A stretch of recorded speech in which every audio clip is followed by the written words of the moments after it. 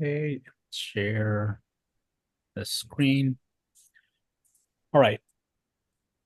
So last week, you all learned some Python fundamentals, and you used Python to manipulate a PostgreSQL database and to set up a Flask application. You then SSH'd into an EC2, where you repeated that process and essentially had an application running on a cloud.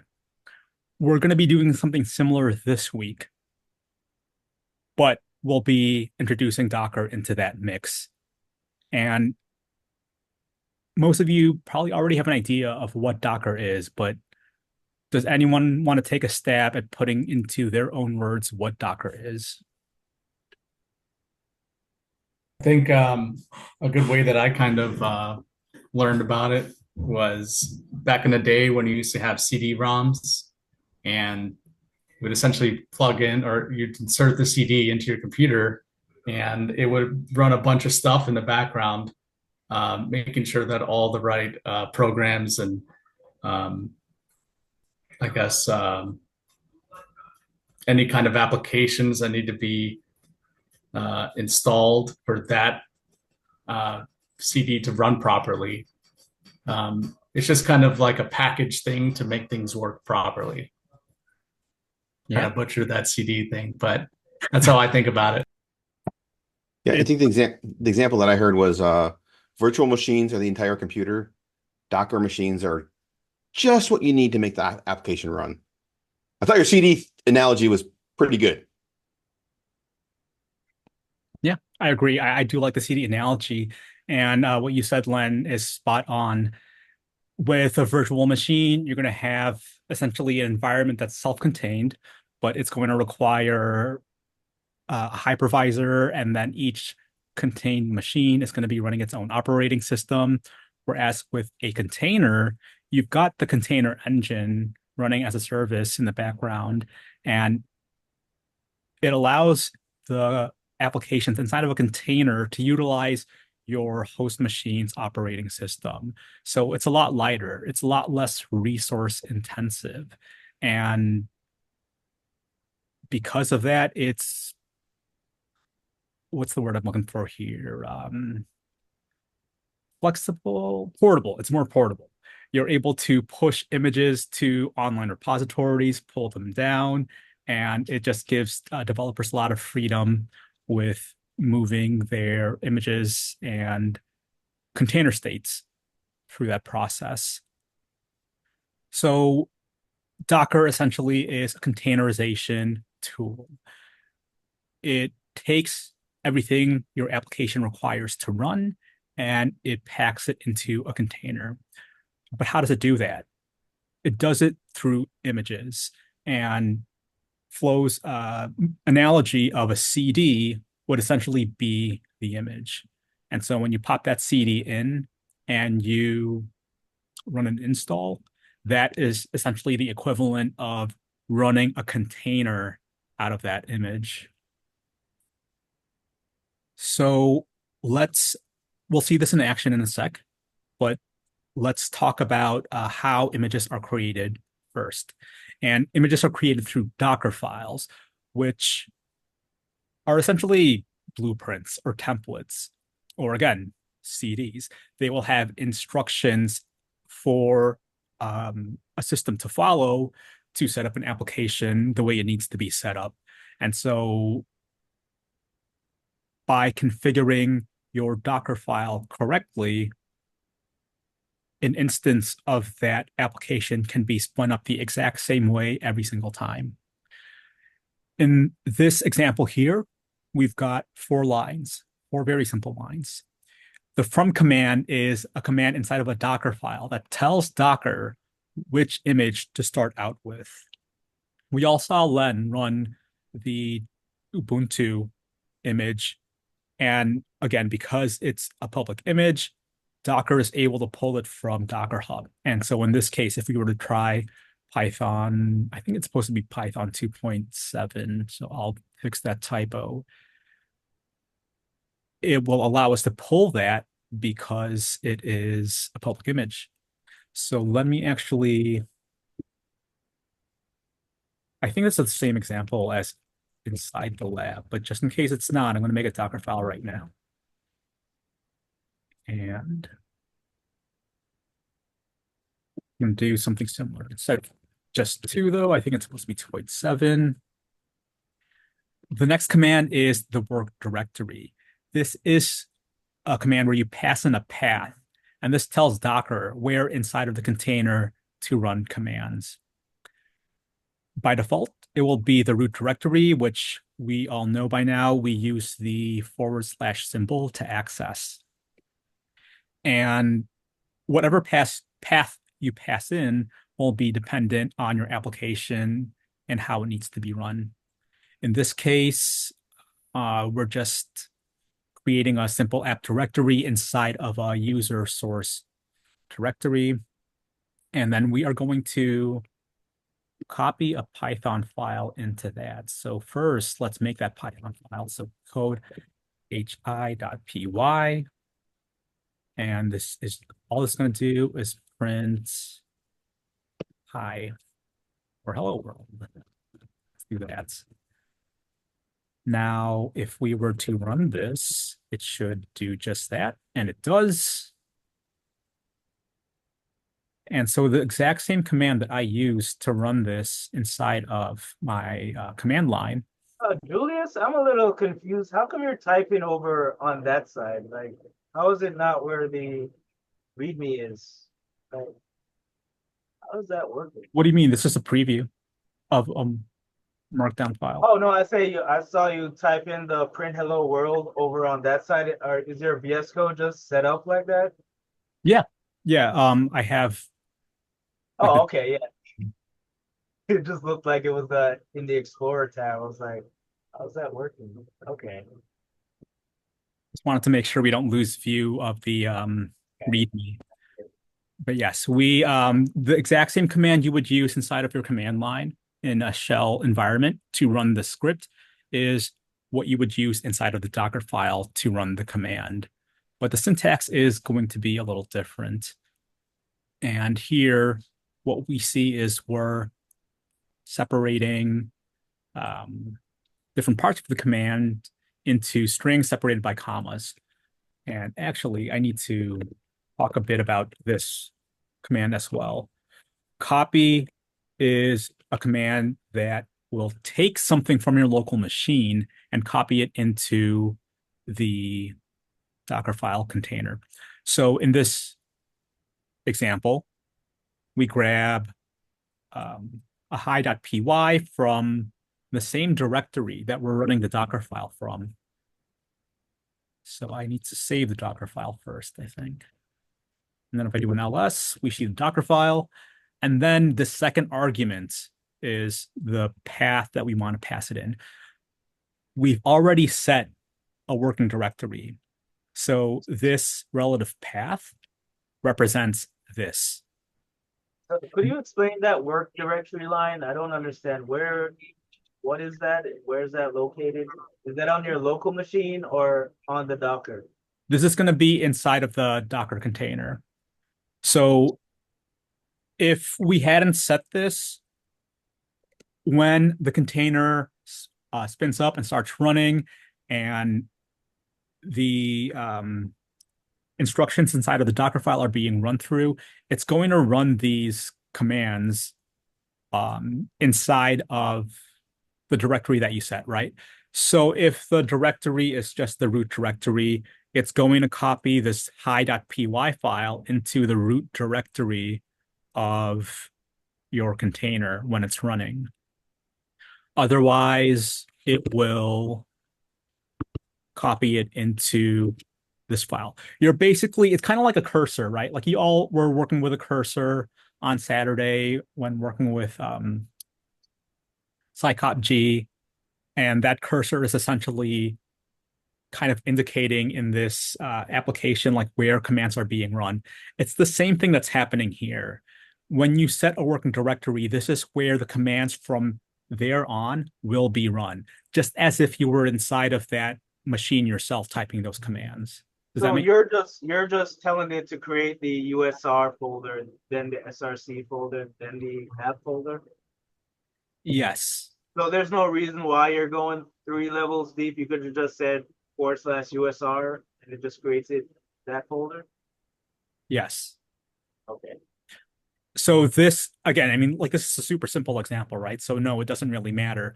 But when it gets to the point where you're like running a Flask application or something, right, like that, it, it may have to run these commands in a specific directory. And so you set that directory with this command. Okay. You are then able to copy over anything from the same directory that you run the Docker file from into the working directory of your Docker file. And then it will execute a final command. Let me see if, before I actually run any of this, because I think it's in the lab, let's run through the rest of the README. Again, another way of saying it is, hey, Docker, I want a container that runs Python 2.7. Commands should run from the user source app directory. And then I want you to copy all of the files in my current directory, or in this case, actually, just hi.py into the container. And then I would like you to run this command. And what we are going to run is Python, hi.py. So in that copy line, you're copying the hi.py from your local machine to USR SRC app. So it's going to be inside the app folder. That's Exactly. what period means. Exactly. Okay. Cool. All right. So let's see. Should we run this now? Yeah, let's run this now.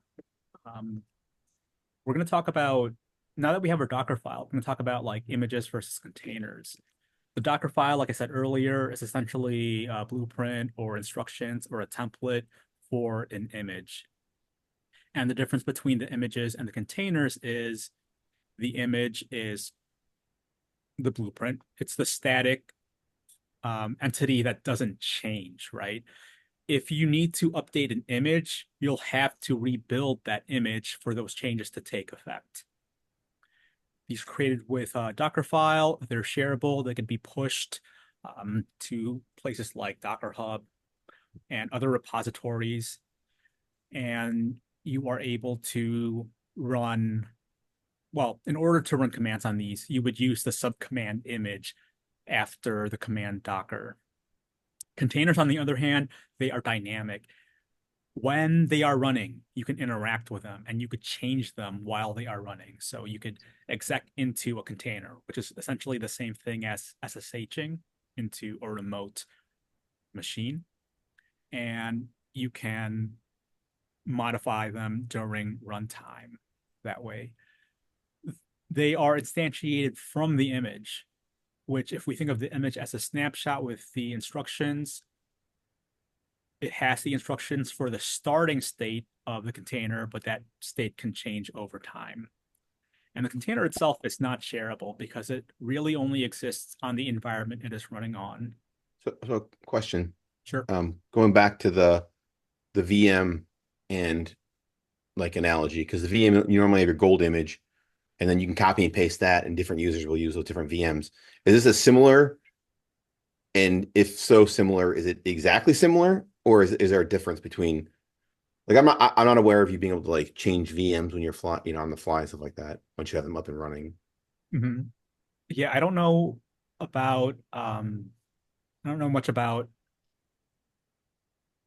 well, VMs. You're essentially you have to set them up from like a package distribution, right?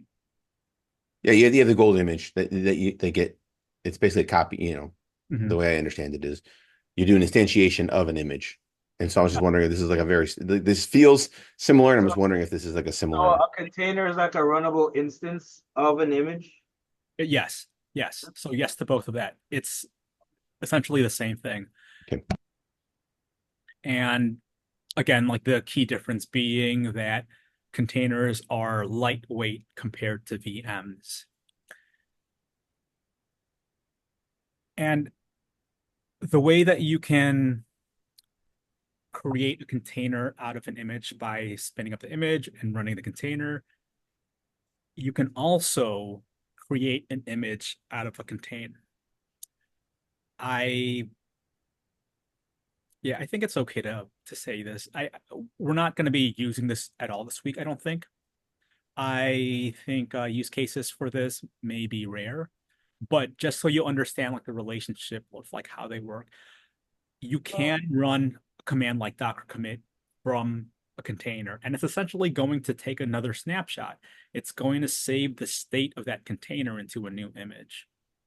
So like, let's say if you were playing a video game, you hit save, it saves to a save file. Now you could turn off your machine, start it back up a day later from the exact same spot. That's essentially what running docker commit does. Good. I'm just wondering, because this is where my head goes is, like I opened up the Ubuntu instance earlier, right? Mhm. And so you load the Ubuntu instance, but it's just Ubuntu. There's nothing in there, right? So maybe I want to load, what is I can't think of the vector thing right now. Inkscape or a couple of things like that's my jam, right? I'm a graphics designer, so I get the Ubuntu document up there, put all my theme is in there, like tweak them to where I like them. Woo! Now it's my thing, and then I can commit that, and then I just have that version of that whenever I want to spin it up. So I can go to someone's house, home down from the cloud, someone else's computer, and then use it on someone else's computer. Is that an idea? Yeah, exactly. Okay. Exactly. Cool. So that's the relationship between images and containers. It's essentially, these are the two components of Docker that you'll be interacting with the most. So we're going to run through the lab. We'll run through it a few times. We'll do this simple exercise, and then we'll run through it one more time using one of the applications, simple Flask applications built by a former student and TA. But let's also just run through these commands real quick. So far, we've seen Docker PS, right? Oh, I cannot remember what the PS is supposed to stand for or represent, but this is how we inspect all running containers. Do I have any running containers right now? I don't. But I could also show all the containers that exist, period, on my machine. Because once a container starts, or once it's been created, it could be started, and it could be stopped, and it could be restarted. So let me do a docker-a so I could see all, similar to how when you do an ls-a, it's going to show your hidden files. It's going to show anything that's not currently running. So I've got, looks like a bunch of junk on my machine. I should probably do some cleanup. Here's the calculator app that we're going to run in the sec that I was demoing or setting up earlier. These names are randomly generated, so that's an interesting little tidbit, factoid. These container IDs are also a way to interact with these containers, right? So let's say I wanted to delete one of these. I could do something like docker rm for remove, and I could pass in my container ID. But I don't have to pass in the whole ID, actually. I could just pass in a few characters, and it will know what I'm trying to do. So I do a docker rm ef5, I do a docker es-a, and we could see that the second calculator app container has been deleted. So can you chain multiple? We can do. Yep. Yeah, if I wanted to delete a bunch of this, I could just, chain multiple ones. And then other commands too, that will help you clean up. But let's docker prune, for example. But it's not listed in here because we don't want to throw too much at you yet.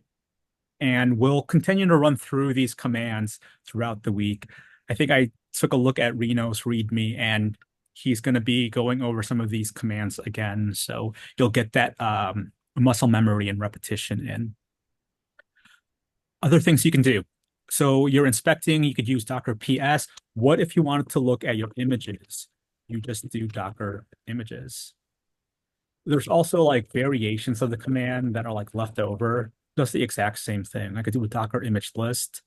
I think I could also even do a Docker image PS. Nope, I can't. It's LS, Docker image LS. Or you could just do Docker images. They all do the exact same thing. We see here the images that I have stored on machine. I could run any of these images to spin up a new container. Okay, what else? So we'll see during the lab what happens when we run build, and then we'll see how we run Docker run, and we'll demo doing a Docker exec as well. And then we also saw Len run Docker login. This allows you to log into a Docker registry. I think I'm already logged in. So I have my credentials saved in a configuration somewhere, and I don't have to worry about passing anything in with Docker login. And if I had an image in mind, like in my Docker hub, I'd be able to pull it down now. And I could also push images to the registry as well. Again, don't worry about Docker Hub. We're not going to be using that today. They'll be using it at the end of the week. All right, any questions on any of this? But Len just logged in using that one-time password. So if he closes the terminal, he's still going to be logged in? It's been so long I since was. I will say that. I did it on accident and I was still logged in. So if you log out and you go to log in again, because it said it's a one-time thing, you just have to do that same thing again? Or should we just No, I didn't have to do that. I personally didn't have to do it. Okay. It's probably just a socket that's connected now. And like when you go there, it just knows, you know. When Julius learned, it was like Stone Age. We're talking like future Star Trek stuff now. Yeah, so my memory is very foggy on all that. Okay, cool. So no questions on this. Let's go ahead and switch over to the lab. So that's my Docker file. This is the lab. Okay, it's just a quick recap. It's similar to what was in the previous README. Oh, and I guess just so we can take a look, we can go to docker.hub and see what that looks like.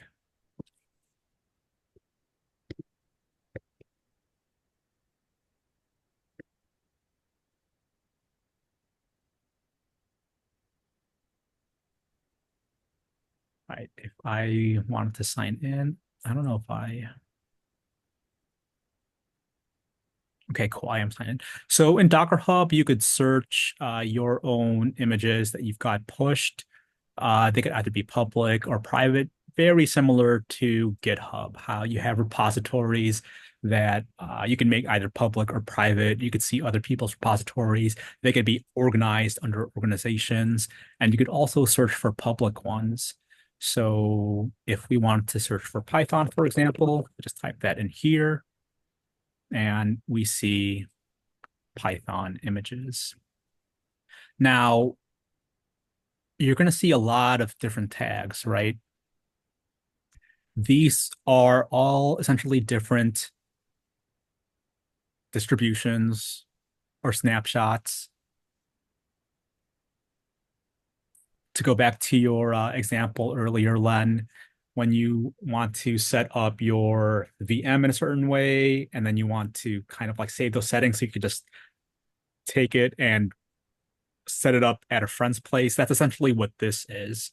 These configurations are set up in a particular way, and you can read about what they include and do not include. Alpine, for example, is these images are lighter. They will be smaller than your standard image. And that could be useful if you don't need all of the packages that might come prepackaged into an image. So that's what all these various tags are. Okay, that's Docker Hub, similar to searching on Docker Hub. You could also search from your command line if you're logged in. So if I want to do Python again, it would show a bunch of users with Python images. Looks like they're somewhat sorted by ratings. Okay, so that's Docker search. Right on. Now let's go ahead and build that image that we created earlier.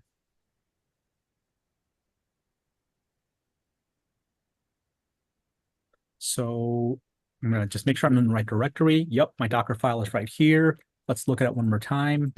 Looks like it's good to go. It's using 2.7. I'm now going to run Docker build, and I'm going to tag it. This way, when I tag it, I'm going to be able to recognize it when I run something like Docker images. Because if you don't tag it, it's going to appear like this. It's just going to say none. There's not going to be a tag. And you may totally forget later on what exactly this image is. So that's what -t does. So Docker. So those are images, not containers? Yeah, these are images. Okay, so you're tagging the image, not tagging a container. Exactly. Okay. Okay. So Docker build -t. I guess we'll call it Python says hi. And this last argument is the location of the Docker file. And when I did my ls earlier, we saw that my Docker file is in the same directory. So I'm going to hit enter. It's going to start running its magic. It's essentially stepping through everything inside of that Docker file, right? So it's grabbing Python 2.7 from a Docker registry. It's loading a build context. It's then running through, well, it's unpacking the Python image and it's setting it up. Just I'm building the Docker file right now. Mhm. What's the like? Is it just Docker file, like touch Docker file, and it'll know, or is there like some kind of extension at the end, or? Oh no, it's this right here. This argument is telling Docker build where to look for that Docker file. I think the But how do I Docker file create? itself is Docker file itself Oh, titled. Yes, yeah. Yeah, exactly. Docker file stuff is just Docker. You don't need an extension on it. Okay, so just Docker file. Yeah. Okay. Okay. And we see that it sets a working directory after it sets up the image, and then it copies our hi.py into that working directory, and then it finishes up. Let's see. Notice how it didn't actually run this command, right? That is the difference between run and command. Run are commands that you want to run while you're building. Command is the command that's going to be run when you start up a container. So now that I have my image built, let me do a Docker images or image list or whatever. We could see Python says hi has been created. Now that it's been created, I can do a Docker run on this image. So let me do Docker run, and I'm just going to pass in the name of this image. Oh, I should have done that earlier. I should have also tagged the version. I only tagged the name, but we'll remember to tag a version with the calculator app. All right, Docker run. I'm going to hit enter, and now it does exactly what it was supposed to do, which is to print out hi.py, run hi.py, which prints out hello world. All right, let's take a look at our Docker containers right now. So Docker PS, we see that nothing else is running because the general behavior of a container is once it's done running, it's going to exit out. It's going to not, yeah, it's going to terminate, right? Because terminate doesn't necessarily mean it gets deleted. There are arguments you could pass in to change things like that, right? So if you wanted, for example, to make sure that this container gets deleted after you run it, that way you don't have a bunch of containers on your machine, because we actually could still see the container, right? It's just in exit status. It's not running anymore. You can, and if I were to do Docker run again, we'll see that every time I run that image, it's building a new container. It's not running that same container, it's building a new one each time. So one way we could avoid this is when we run that container from an image, we could pass in arguments like -rm for remove. And so if I do that,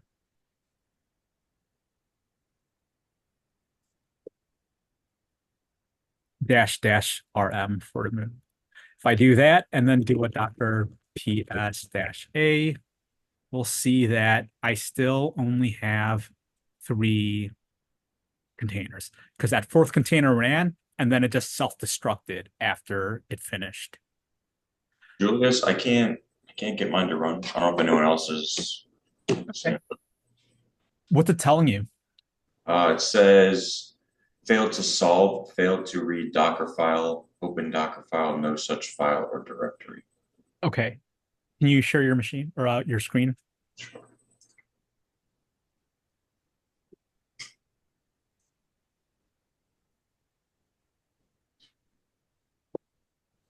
Oh, line 4, you have hello.py. It should be hi.py. Yeah, because my py file was hello and not hi. Oh, so change line 3 to hi then. Hello then.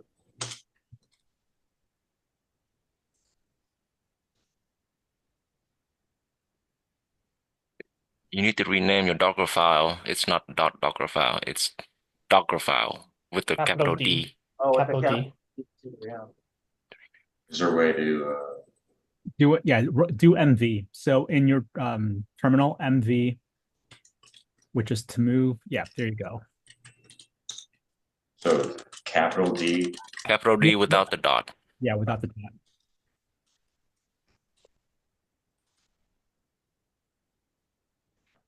Cool.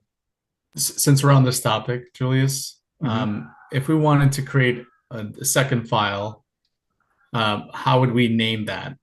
Would we just use that same Docker terminology and then do something like a different word after? I don't think I've ever thought of that. No, I think the regular practice would be to have the Docker file in a different directory.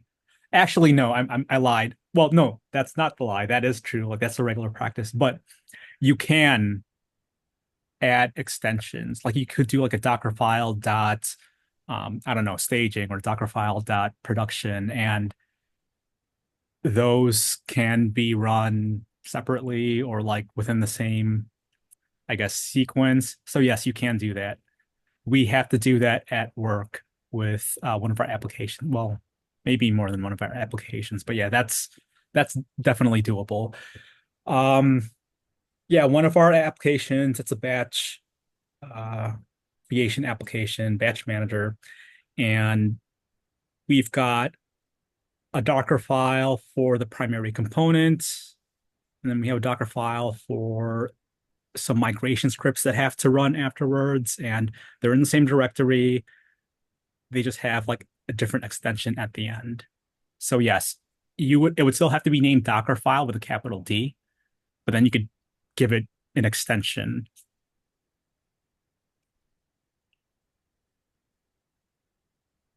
Okay.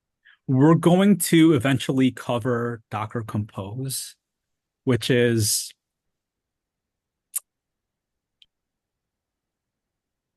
the better way of running multiple Docker files, running multiple containers.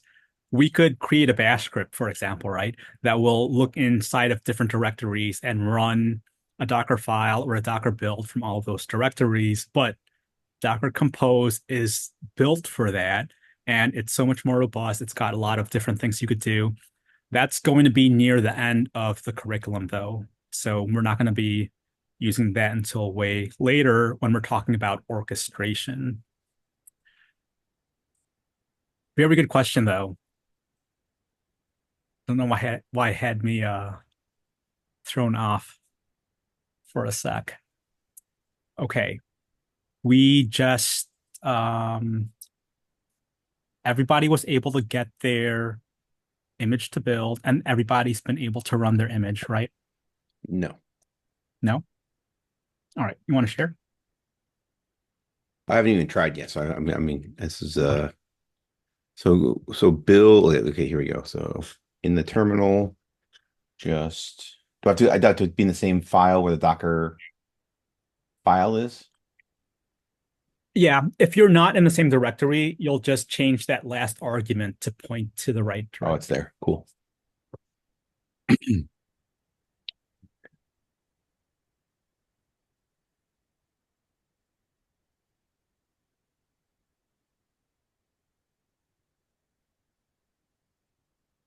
Okay. I'm gonna delete these useless images now. So Docker PSA. Quick question. So when you ran it and it kind of had multiple, you said images or created another image every time you ran it It created or another container every time. container. Mhm. And it had like a Sure. weird name at the end. Is that just like a random name that it comes up with? Yes, yes, these names Okay. are just randomly generated. Okay, so now I'm gonna share my screen because I'm getting that same. Oh, hang on. Let me just try sudo. You can name the container if you want to.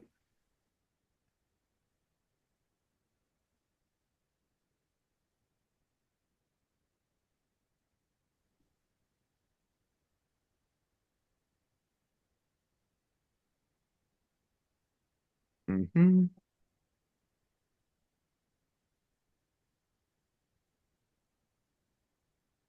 Copy requires at least two arguments. Oh, were you gonna share one? I can share now.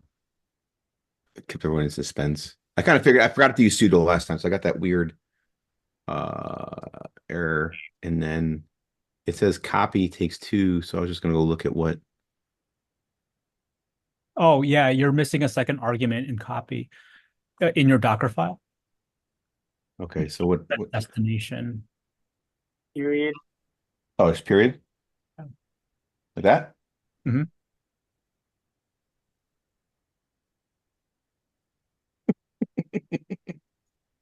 I think there might be an extra space, Oh, or that's I don't know if the space matters. And the D doesn't have to be capitalized, right? Yeah. Okay, it doesn't have to be capitalized.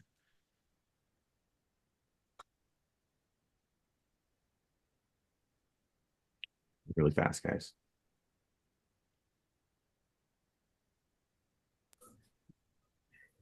Should it be taking this long? Yes. Yeah, that's normal. Okay. It's like 900 megabytes to download the Python. Yeah. This is where it would be handy to use, like, let's say an Alpine image. I don't know if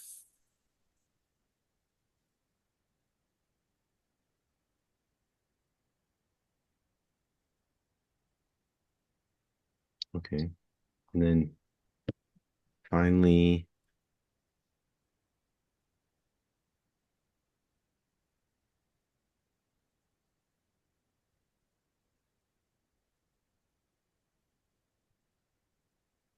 Can give you yeah.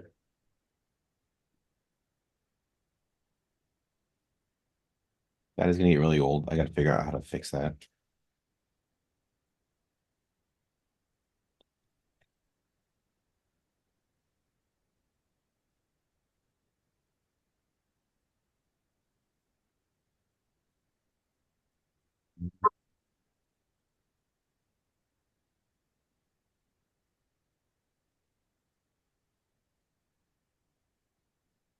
Wonderful.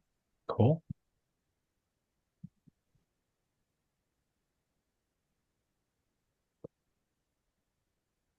Quick question about, okay, so I see Len, you ran yours in a virtual environment, right? I'm in WSL. Okay, because I saw the little VNV portion of the game. I was just gonna ask if there was a. Oh, that's my dad. So I'm always in DevOps ENV, Okay, just okay, in it's there. just preference, Uh, or is I, that best practice? I'm just curious. for this, I have it set up so that I go in there when I open the place I was in before, and so I was in there from last week, Okay, and gotcha. then I do whenever I start a Python project, I do create a virtual environment in there. That way, it keeps all the requirements together and doesn't bloat my computer and, have the potential of pushing a bunch of libraries that are not necessary for the package. Okay, cool. Good to know. Yeah. Cool. How's everyone doing? Should we do one more demo and then break, or do y'all need a break now? I'm good. I'm doing one more demo. Maybe at like at the top of the hour if we could do Yeah, it. demo. Yeah. Okay, Demo. cool. So all right, let me share my screen again.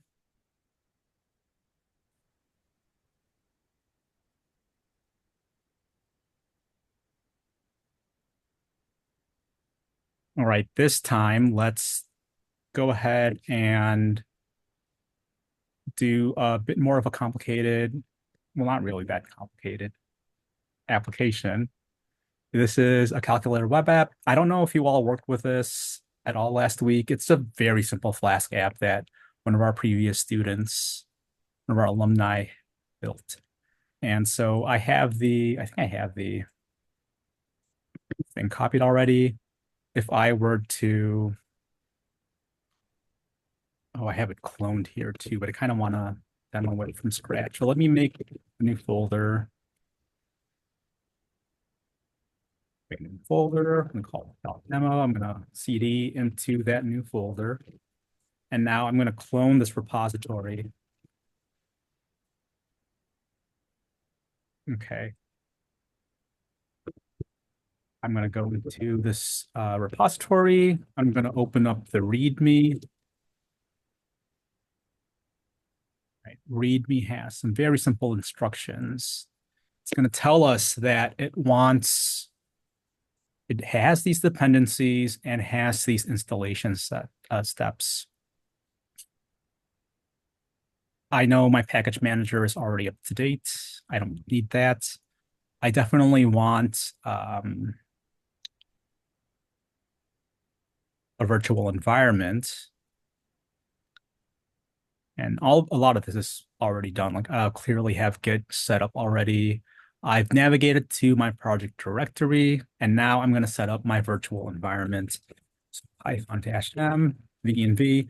This last argument is a file path. So if you wanted it to be hidden, you could use a dot in front of it. And now if I do an ls-a, we'll see it's been created. And now I can run source on that directory and then pass in these two subdirectories. Did you all do virtual environments last week? A little bit, yes. Okay, cool. All right, so this should be familiar then. I'm gonna activate my virtual environment, and now I can run my pip install -r requirements.txt. If I could spell. Cool. All right, it's a super simple app. So all I've got to do to run this is run python3 calc.py. And we could see, we go to this location, we have our calculator.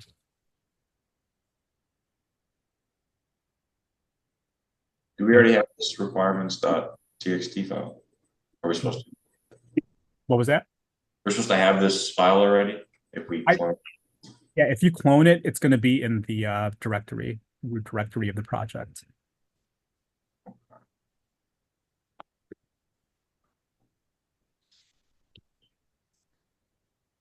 Okay. Oh, did I not drop this link off?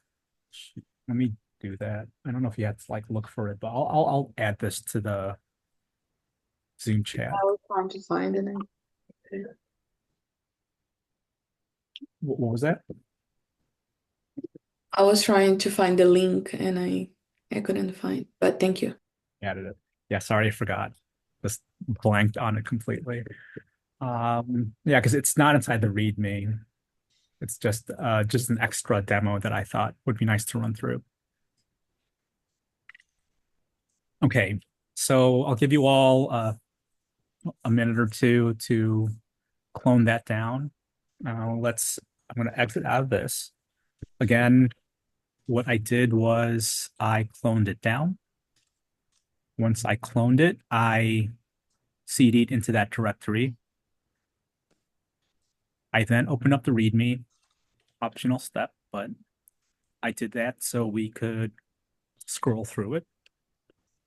And then I created my virtual environment. This dot is optional. This is really just the name of the folder that you want to create and the location. And then once I did that, I activated my environment. With the vanilla virtual environment, it's the exact same command every time. You point to whatever you named your directory, and then you point to bin and activate. We were to look inside of that, we can see that it was a directory. But we could see inside of the bin directory that there's all these different files, as well as our Python and pip versions.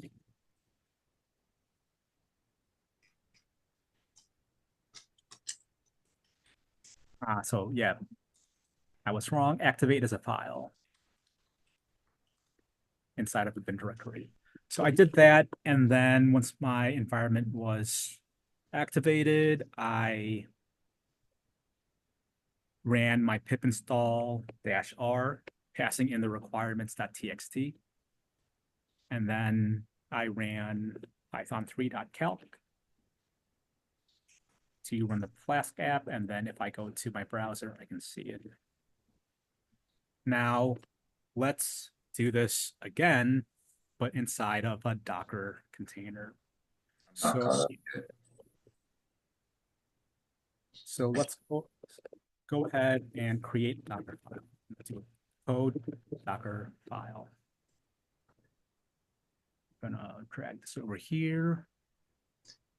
Julius, I'm not caught up yet. Oh, okay. I still haven't got. I can't get the requirements. Like if I Yeah, neither do I.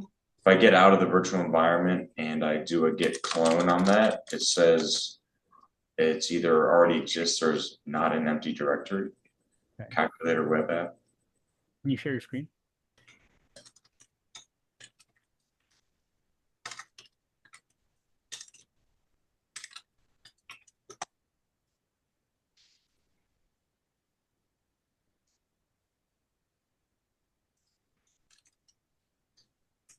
So yeah, git clone and gives me this. Oh, okay. Yeah, so you've already cloned it down. Do an ls. So it's in there. You Yeah, can CD but I have to CD into it before I start the virtual environment? Correct. Okay. It's always something simple. Cool. So,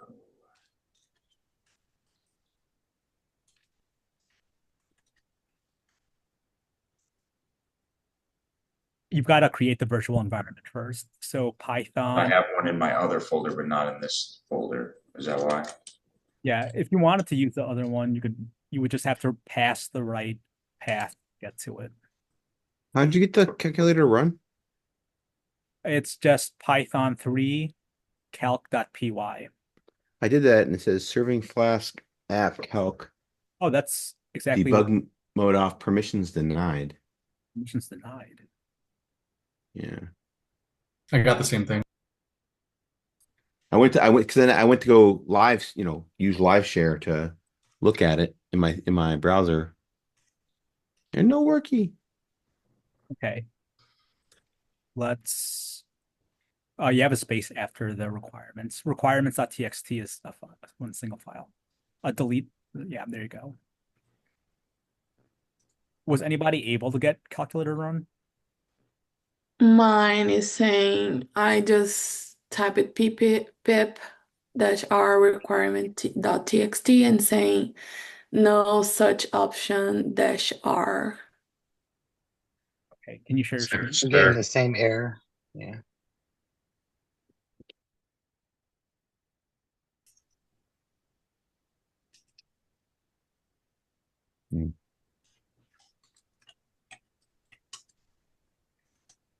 So you It's pip install dash Yeah. R. So I have to install it? No, you miss a word. So pip space install dash R. I didn't see this option. And over here. Okay. Yeah, that's what I was reason too. It didn't have it. Yeah, it's not over here, so I didn't know. Let me see if I can edit this repo. It's not my repo, but I might be able to edit it.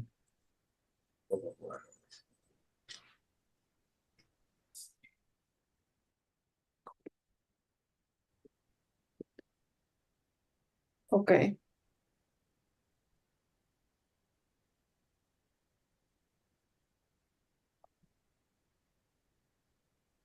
Thank you. All right, I'm updating right now. Sorry about that. Lisa, what was that last command you just read? Was it Pip install dash r requirement txt. I mean the upgrade one you just did. You did Oh yeah, something pip with the install dash upgrade pip. okay.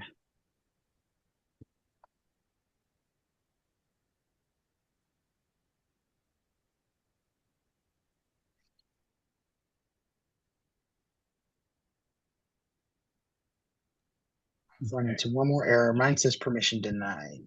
Yeah, can we see that? Not that's so weird. Same page. Permission denied. Yeah, I'm getting the same permission denied too. Mine's working now. Denied. Oh, yours is working? The calc is working? Nice. Yeah, mine's running. That's so I don't know what's causing it. I wonder if it's a Windows thing, but let's try this. Do a chmod plus X after a space, yeah, plus X space calc.py. Now try running it again. Nope. So I opened I opened up the Python file and it's at port 80. So I changed it to 8080 and it worked. Oh, okay. So right, do what Jeremy did. I wonder if that's like WSL specific. I think it was. We were doing this last week because 80 would.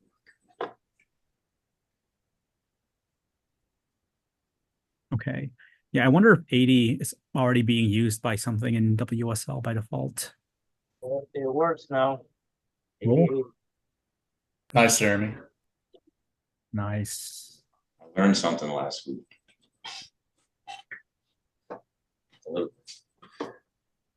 Cool. The student becomes the teacher. Heck yeah. I'm in.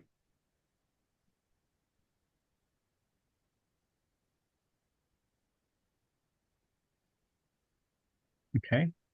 So now that we have our running on our local machine, we know that it's good to go, and we can go ahead and push this. Well, we're going to pretend we're pushing it. So we're going to build this app using a Docker file. And essentially, we want to run the exact same commands that we ran in our terminal from the Docker file. So we want Docker, I guess, the compiler, to step through this exact same sequence. We always start by specifying a source image. On this case, I don't know if, let's see, which version of Python, yeah, which Python 3. Yikes. Python 3.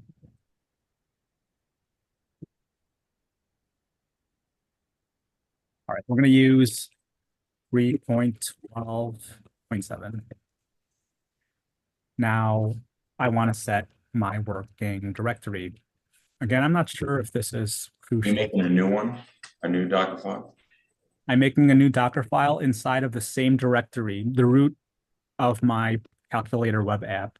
Okay. And in this Docker file, I'm just going to set the path to what it was before. Again, I don't know if it's necessary, but it definitely doesn't hurt. And I'm going to make sure I spell work directory out. Now, I'm also going to copy some files over just like before. But now that we have more than one file, we've got templates, we've got the requirements, we've got the script itself and a README. I want to copy all of that. So instead of specifying a single file, I'm going to specify the entire directory that I'm in. So I use the symbol dot to do that. And then I specify afterwards that I want to copy it into the working directory. So everything we see here is going to be copied into user source app inside of our container. Including the Docker file? That seems very recursive and like. Not the Docker file. I think everything but the Docker file. I was just because you try to put yourself in. You have to. I'm just thinking of recursion, right? It's like infinitely trying to load myself. I'm kind of curious now, if it actually does. But yeah, we'll see. We'll exec into We'll get there. Output. So I'm going to copy everything, and then once I've got that, I want to run that pip install command, right? And we need to pass in the same arguments that we would pass as if we were running it on our local machine. So pip install -r requirements.txt. This should build the Flask application. And once it's built, we'll be able to run that Python 3 calc py to actually run it. So again, the run command is for when the image is building, and then the command itself is for when we are running a container out of the image. So let's do Python 3 this time, just to be safe. And we'll do a calc.py. We now save, and we should be able to build. I'm going to do a Docker build.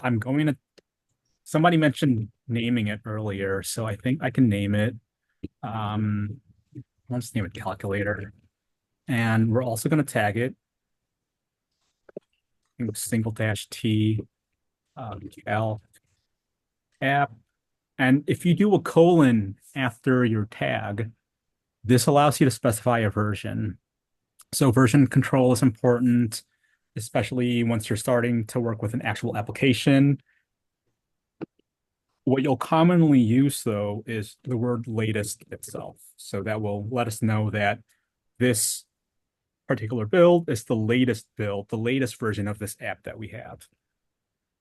And then again, I'm going to pass in a path to where the Docker file is. In my case, it's in the same directory that I'm in. So I use the period symbol. Ooh, it does not like name.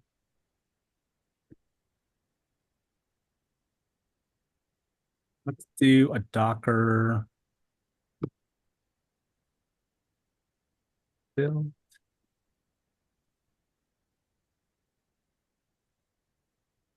By running Docker help build, I'm hoping to see if I could find some documentation on how to specify a name.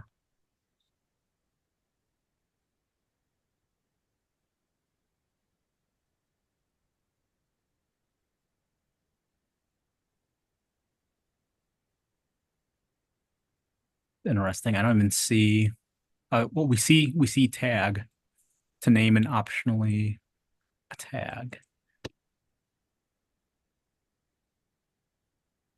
Okay.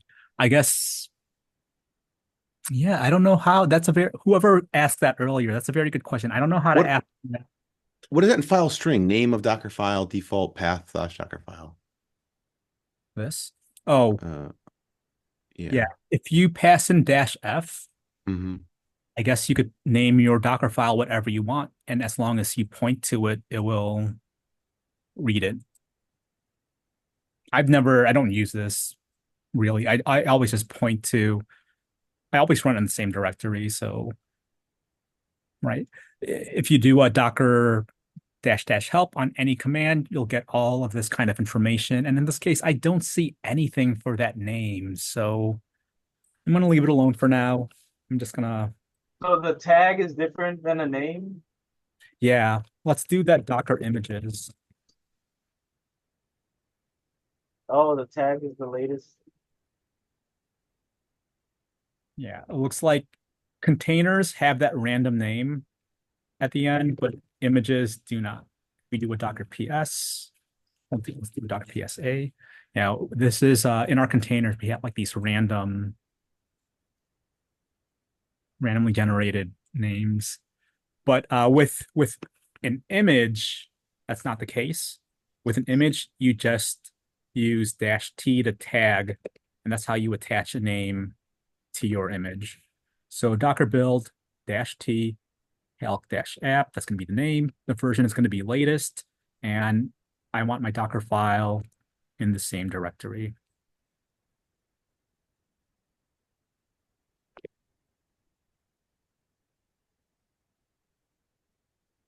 Cool. We saw that it ran requirements.txt. We do the Docker images. We've got our calc app, the latest calc app. And now we can run it. But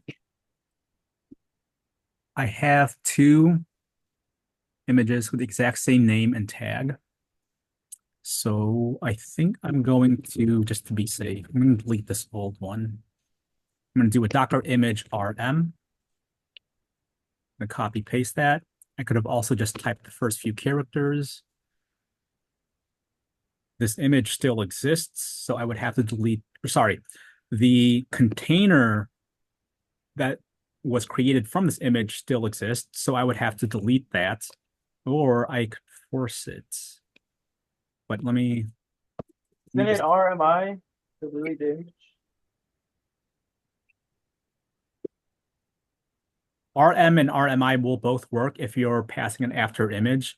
In this case, it's concerned that one of these containers, this one probably, is still, it still exists. So it's basically a warning to let me know that, hey, this image is still being used by one of your containers. Do you really want to delete it? And in my case, I do. So I'm going to pass in 158.06. And now that calc app should be gone. That calc app container, I should say, -a, and now it's gone. Cool. So now I should be able to remove this image. So it untagged it, it deleted it, and if I do images again, my latest one still exists. This is the one that I want. So now we could run it. Let's do a Docker run. What is it? Calc app. And we could also pass in the version that we want, which is the latest version. Anything else that we want?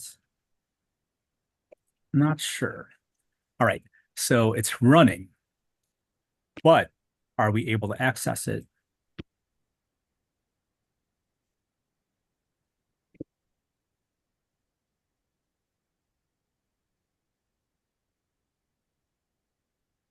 We try to access it. Let's see if it does anything.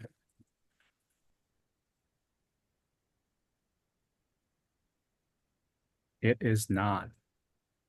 Does anyone want to take a guess as to why?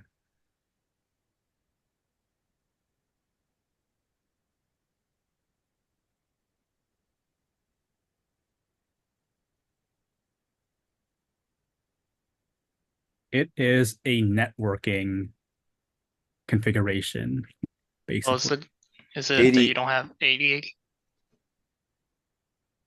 Mhm. Yeah, 80 is something else like actual. I can't remember what the port is for, but Right. I don't know what it defaults to on a WSL. I don't think it's being used on my machine, but mhm. because it's running from inside of a container and I'm trying to view it from my local machine, there's a disconnect there, right? The ports inside of the container do not match the port that is my machine would be expecting, my browser would be expecting it from. So they can't communicate. I would have to do two things. One, I would want to expose the port that this application itself uses. And I believe Flask uses port 5000 by default. So now I'm gonna rebuild this. And if I do build calc app latest after saving my Docker file, and I take the Docker images, we'll see that it didn't create a new calc app. It overwrote the previous one. The reason we saw two of them before was my other calc app was created from a different Docker file in a different directory. Okay, so now let's try running this again. But we also need to do one more thing, and that is specifying some port mapping. So in this case, we're going to want to do a Docker run -p 8080 colon 80. And if I do this and I try to access from my local host, we could see that the application is now accessible. So this last argument here, -p, this allows me to specify some port mapping. On the left is the port on my local machine that I want to listen for the port inside of the calc application. And if I do Docker -help on run, oh, I was hoping that it would give some.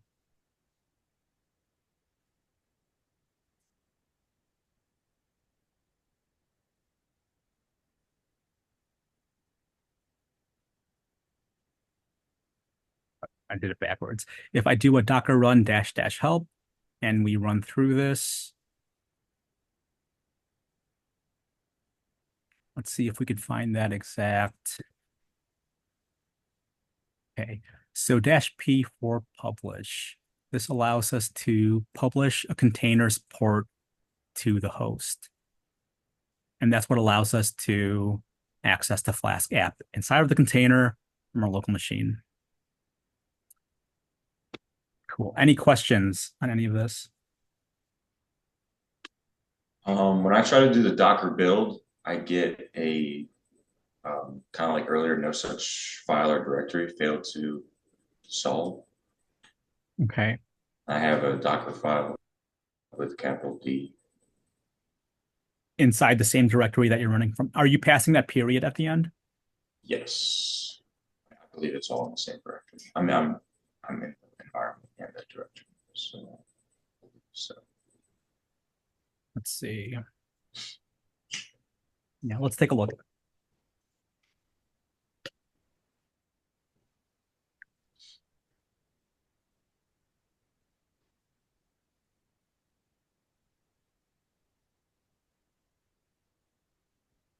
is there a way to? What did you save? Maybe you have to save. I had an autosave on. I don't know. Does it turn off autosave? Doesn't he have to expose port 5000 on his? And the port configurations are probably going to be different for Someone's. different systems. Yeah, is there yeah, I thought I don't know. Okay. Never mind. Anyways. Wait, so we don't have to put expose 5000 in our Docker file? Oh, you would. That's the default um, port that I think Flask uses.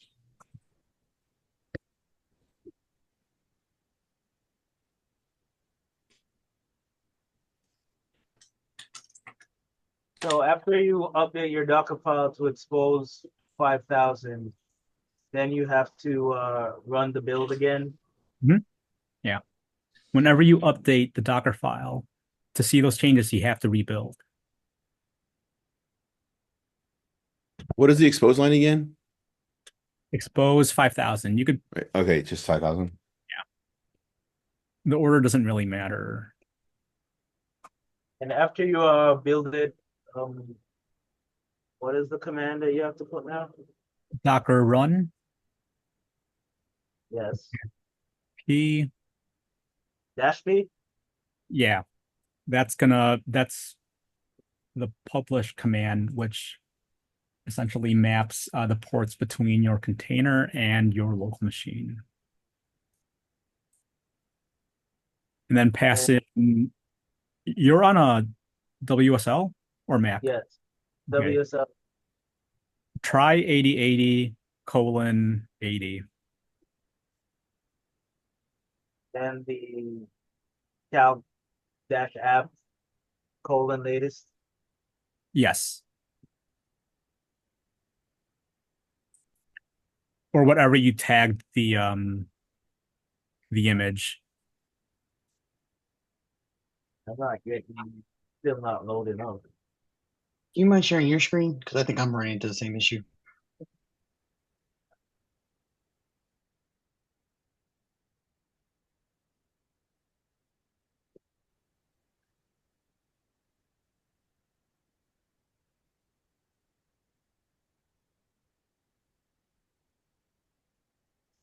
So I can see it. Okay, so you have it running. So I have cat. So I have the expose 5000. Mhm. And then, so if I open up, so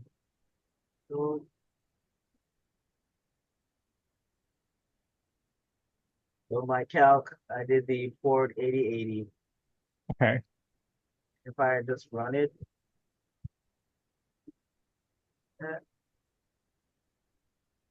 Doesn't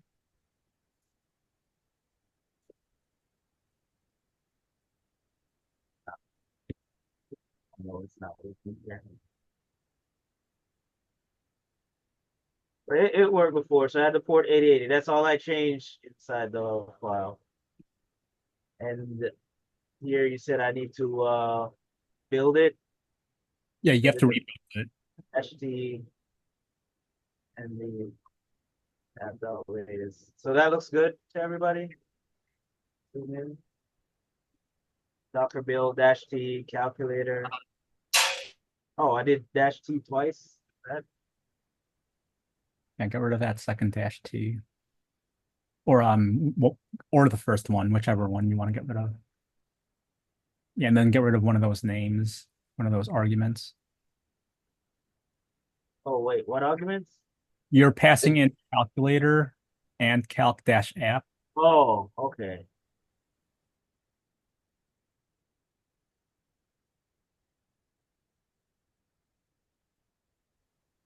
So that's it? That's all I have to, Mhm. and then, Docker. It's all Docker images. Yeah, to look, yes. So it's gonna be cal. There is two of them. I don't know why that happens.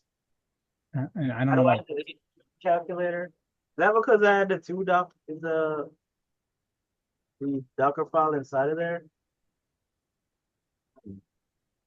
So do I do Docker RMI calculator? Yeah. Okay, looks like it untagged it. And it removed it. Hmm. So now said I should do this. So since I have caltab, I do Docker run dash p 8080. I think in your case, it has to be colon 8080 as well. Oh, Yeah, because I forgot that you changed inside of your Flask application. oh, okay. Yeah, cool. So there it is. Okay, so it's that extra 80. Hmm. Yeah. Yeah, that line that you change inside of the Flask app, that's what determines the port that the application is listening from. Yeah, you got it, Paige? Got it too? Yeah, I guess I was clicking on I was clicking on the second IP address and not the 172 one, and it doesn't open with that one, but it opens with the local host. Thank you. Yeah, I'm gonna share my screen because I'm lost as all get out. I'm not sure what I did. I missed something for sure. It's the first IP, not the second one, correct? Mhm. Why are there two again? Is one the local? Yeah, and then one's the network, I think. You could also do a local host colon 8080 or whatever port you use on that first on the left-hand side.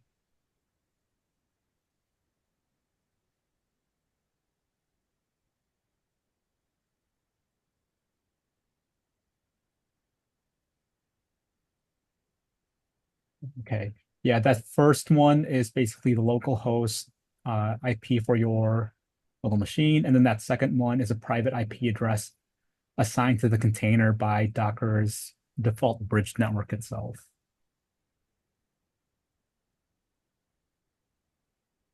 I'm just gonna Docker build and I just say calc app. Yeah, whatever you want to name it. Sure. Oh, you need to do a dash T before the calc app. Oh,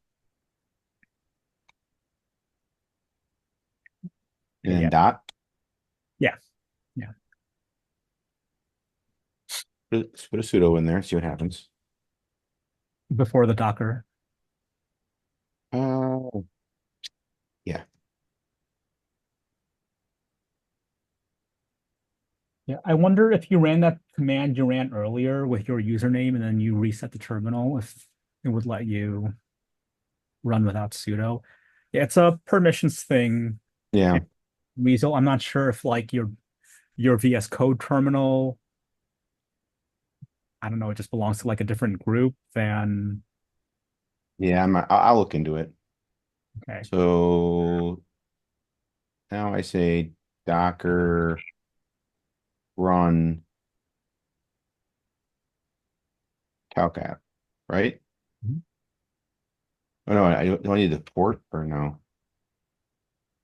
I don't know. Mine seemed Depending on step on, yeah. sick. Go live.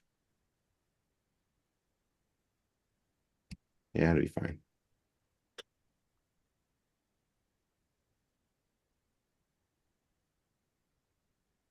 Okay. Yeah, you also have to do the dash P.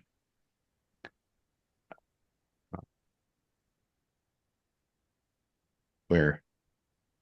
Exit out of that. Sorry, I kind of had a brain fart. Yeah, exit out of that, run the command again, but add the dash P flag or argument After this, like right here? before the run. I'm not sure if it matters, but yeah, try before the run. You had us do it after the run. Oh, I had it after the run, do it after the run.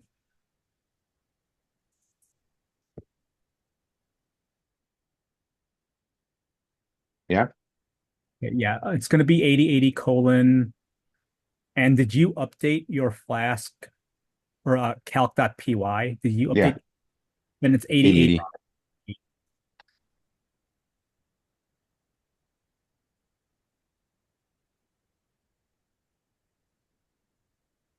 Yahtzee. Thank you.